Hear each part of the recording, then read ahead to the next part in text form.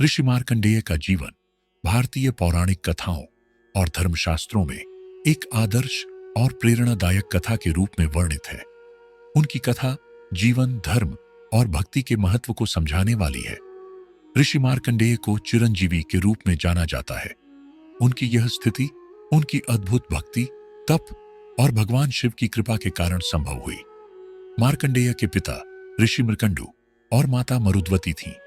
ऋषि मृकंडु महान तपस्वी थे, लेकिन उनके कोई संतान नहीं थी और यह उनकी एक बड़ी चिंता थी।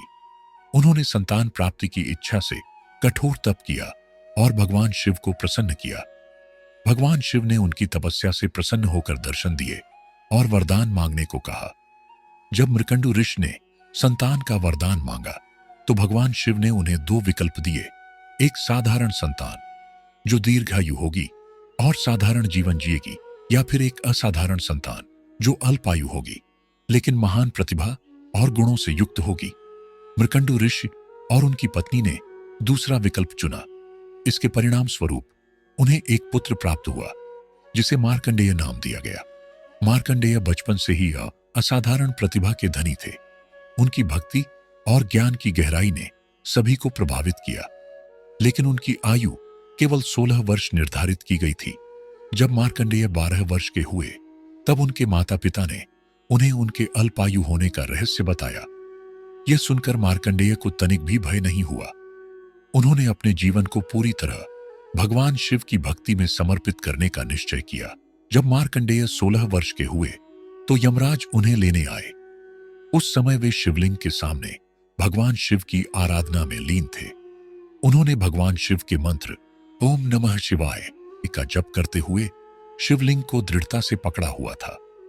यमराज ने उन्हें समझाने का प्रयास किया कि उनकी आयु पूरी हो चुकी है, लेकिन मार्कंडेय ने कहा कि वे भगवान शिव की शरण में हैं और मृत्यु को स्वीकार नहीं करेंगे। यमराज ने क्रोधित होकर अपने पाश को फेंका जो सीधे शिवलिंग पर पड़ा। यह भगवान शिव के क्रोध को उत्तेजित करने के लिए पर्याप्त था।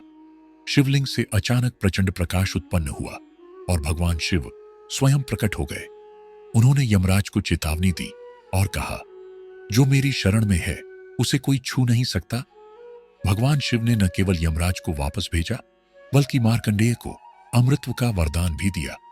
उन्होंने कहा, हे मार्कंडेय, तुम्हारी भक्ति और साहस से मैं अत्यंत प्रसन्न हूं।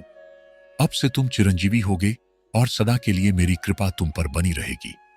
भगवान शिव के वरदान के बाद मार्कंडेय ऋषि चिरंजीवी बन गए। वे काल के परे हो गए और उन्हें शाश्वत ज्ञान और अमरता प्राप्त हुई।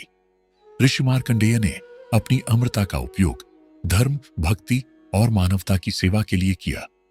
ऋषि मार्कंडेय का जीवन हमें यह सिखाता है कि सच्ची भक्ति, समर्पण और साहस से न केवल विपत्तियों पर विजय पाई जा सकती है बल्कि भगवान की कृपा से अमृतत्व भी प्राप्त किया जा सकता है।